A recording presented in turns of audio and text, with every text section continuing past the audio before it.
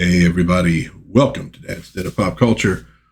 Justice League Monday, we're looking at Justice League America number 29 from August of 1989, and from essentially, well, it actually has a earlier cover date, but from essentially the same time, Justice League Europe number 4. We're going to primarily be looking at Justice League America, but we will do a quick review of the Justice League Europe book as well, since the two do sort of go together. So what we have on this page is Blue Beetle screaming, surrounded by beautiful women. What could this mean? Well, we'll find out. And of course, I should note, now it says here,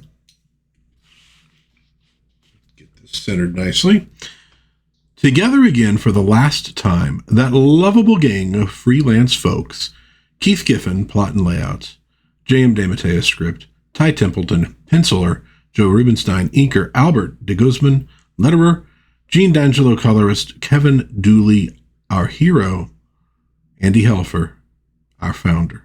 Oh, our flounder. Ha ha!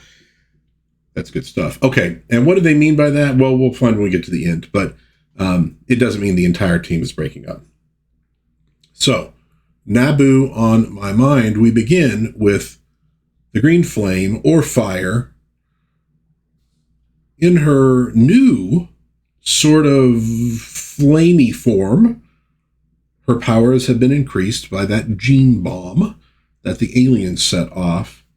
And from the crowd, look, up in the sky, it's a bird, it's a plane, it's the human, don't say it. Gotta watch out for those trademarks and copyrights. Although actually, I think within the book, you could use the term to not worry about the trademark, but maybe, okay, anyways. So Green Flame is having fun in this new form. She's flying around. She's getting a little bit lost. She gets back home to her drill instructor, Big Barda, who is PO'd. She should have been back 6 minutes ago, but I was having a good time. You'll have a good time when I say you're allowed to have a good time. And so she's going to test her a little further here using her Mega Rod. If you know Big Barda and all the new Genesis stuff, you know what the Mega Rod is. It's a rod that shoots incredible blasts of energy. So Big Barda's heading down. And John Jones is there, the Martian Manhunter. How's it going? Good. She's raw, but once we've got her power level set, she's going to be hard to beat. But I'll tell you, John, I'm feeling a little guilty. Guilty? It's been a long time since I trained recruits on Apocalypse. I'm not used to being so cruel. I can't believe how soft I've gotten living on this world.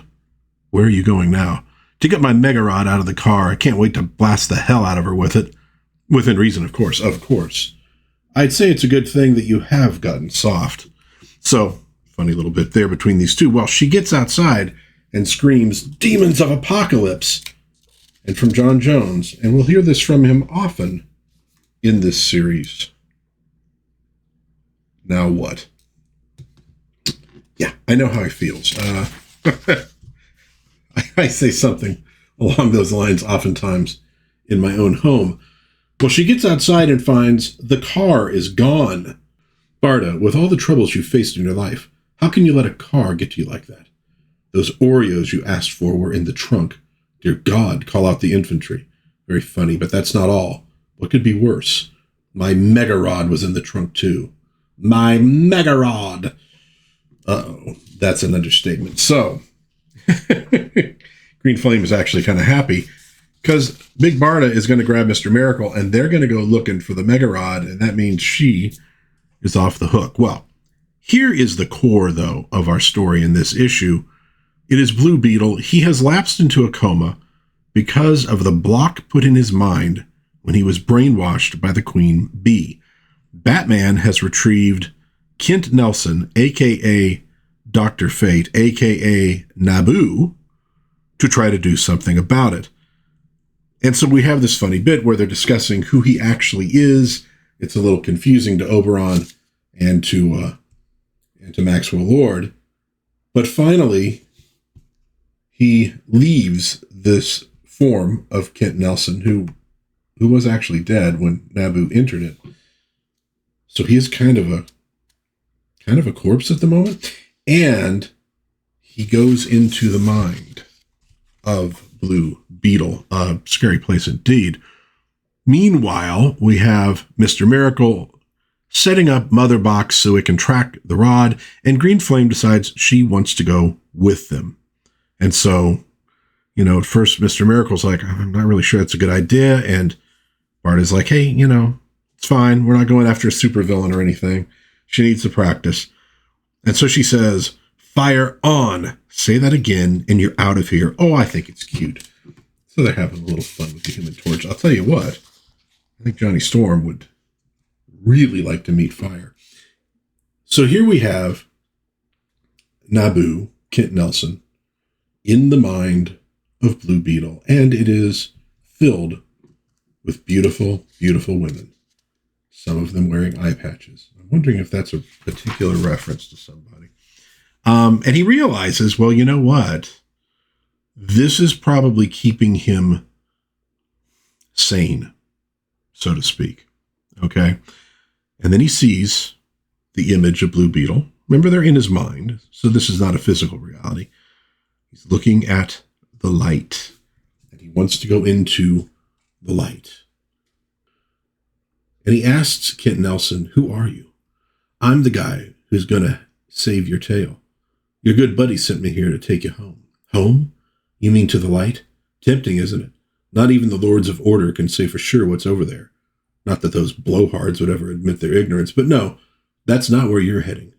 You've got too much unfinished business topside. Topside. Oh, right, now I remember. The world up there, where all our souls wear veils, where God puts on a mask. That world's illusion. I want to go to the light, where reality is.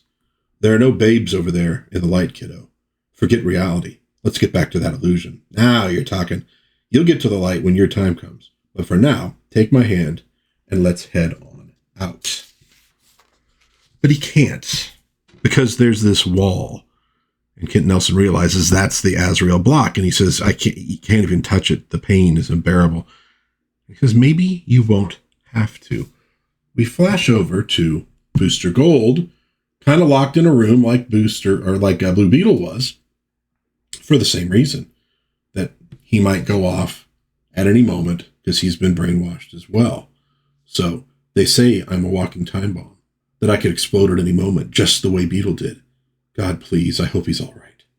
I hope we're all right. That's a nice moment, showing that those two particular characters, are becoming closer friends. And so the rest of them are waiting. Maxwell Lord's getting impatient. Batman's like, listen, there's nothing else we can do. If this doesn't work, we're lost. And so Beetle can't get through the wall. All right. So Kent Nelson is going to help him out a little bit. He says, just close your eyes, click your heels together 3 times, and say, there's no place like home. I thought he'd never leave. So Beetle pops out of his own mind, and he pops into the body of Kent Nelson. I'm old. That witch Waller, what did she do to me? Beetle, is that you? Of course it's me. At least I think it's me. But what happened? How did Waller had nothing to do with it. It was that nutty old man. So he's freaked out because he's in this body. So Blue Beetle realizes they've traded bodies. My God, he traded bodies with me. Of course he would. I'm young, virile, handsome beyond words. What an evil scheme. What a monstrous... Beetle, look at the bed. The bed, what are you? That's me. Or is it him? Is he alive? Am I alive? I don't understand any of this. I want my mother. Actually pretty realistic way to deal with that. So Batman kind of snaps him into reality. And then Blue Beetle wakes up. And of course, that's Kent Nelson inside his body. But he says, listen, easy as pie to switch bodies back again. Nothing to worry about. And we now see them back at the embassy. Ted Kord is back in his normal body. Kent Nelson is working on Booster Gold. He goes, yeah, but he said it was hard for him to do this kind of stuff now that he's in a human body. Maybe he hasn't got the power to pull it off twice. Maybe poor Booster's gonna, and they hear from upstairs, yeah, I'm old. Never mind. So basically the same thing. That's how they get around that block. And those two are more or less back to normal. So now we close out the story with the hunt for the Mega Rod, Big Barda, Mr. Miracle, Green Flame, and they basically track it to a pretty lousy neighborhood in, Bayonne, New Jersey, where they find Barda's car completely wrecked. She is freaked out about it. And Mr. Miracle says, well, hold on a second. There are 3 bodies crushed in the wreckage. Just kids, teenagers. They're all dead. Oh, God. Why did those stupid kids do that to themselves? And then they kind of think about it and say, well, wait a minute. How could they even do that to themselves?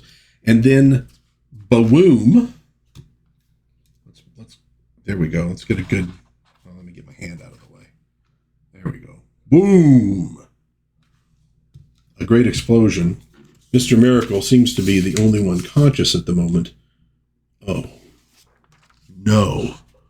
Oh, hon, I think we found that rod of yours. Next, teenage biker Megadeth, or something like that. So, whoever this person is, he's got the Mega Rod, and he probably used it against those teenagers. So we're dealing with a stone cold murderer. Now, what about the team breaking up at the moment? Well, in the next issue, Ty Templeton is leaving. Pencils by special guest artist Bill Willingham, the great Bill Willingham. And just when you thought things weren't going to get any better. So we're going to get Bill Willingham doing the next one. You see a little image of the next cover right there with this rather creepy dude who's very excited about having the superpowered Mega Rod. So let's take a moment to enjoy Justice League Europe. Number 4. The name is Queen Bee, boys, and I always get my men. Okay, so if you remember from the last time, Captain Atom wanted to go on the offensive. The Justice League Europe was being framed and manipulated by somebody, and they figure out it's the Queen Bee. By the way, Keith Giffen, plot and breakdowns, J.M. DeMatteis, words, Bart Sears, pencils, Pablo Marcos, inks, Albert de Guzman, letters, Gene D'Angelo, colors, and Kevin Dooley has just about had it with Andy Helfer, editor. There we go. Okay, so we begin with the Queen Bee. Yes, she now knows via Jack O'Lantern that the League is aware of her involvement. We get some tense moments between the two. Jack O'Lantern's mind is controlled by her. He loves her. He knows he's being forced to love her, but he still loves her. And she is exceptionally cold and cruel. So here we have our heroes, Justice League Europe, sneaking in to Bealia in their civilian identities. Of course, this has been tried before. Are they going to do any better with it than the Justice League International? Well, that's questionable. Wally West, the Flash, gets in there, of course, on foot. They can't detect him. He's checked the whole room out. There's no bugs, etc. So it's time to costume up. Now, Metamorpho got in by hiding as liquid mercury on the airplane that carried them. He turns into a gaseous form, and he goes and starts reconnoitering at the palace. Now, meanwhile, John Jones has just found out what Captain Atom's plan is, and he's not particularly happy about it. Why didn't you tell me? Well, I didn't think I had to tell you. I thought I was autonomous. Yeah, but this is a big deal. If this goes wrong, there could be a major international incident. Well, we get a moment here in the sub-basements of the palace of the Queen Bee, where they're doing some genetic work. Now, they've used genetic manipulation to make Jack O'Lantern much more powerful than he used to be. They're doing the same thing for Owl Woman, and Jack is very worried about her. She's a friend. And Queen Bee is kind of like, well, you don't need to worry about her, and you better stop worrying about her, or I'll just go ahead and have her killed. Whoa. Yeah, well, that's how she is. And it turns out the creature doing the genetic manipulation is one of the Dominator aliens. Now, these were some of the people involved in the alien invasion. They had a big part of it. And I believe they were the ones who designed that gene bomb that increased Green Flame's powers. Well, all of this is overheard by Metamorpho. He rushes back and he tells the team what he's seen.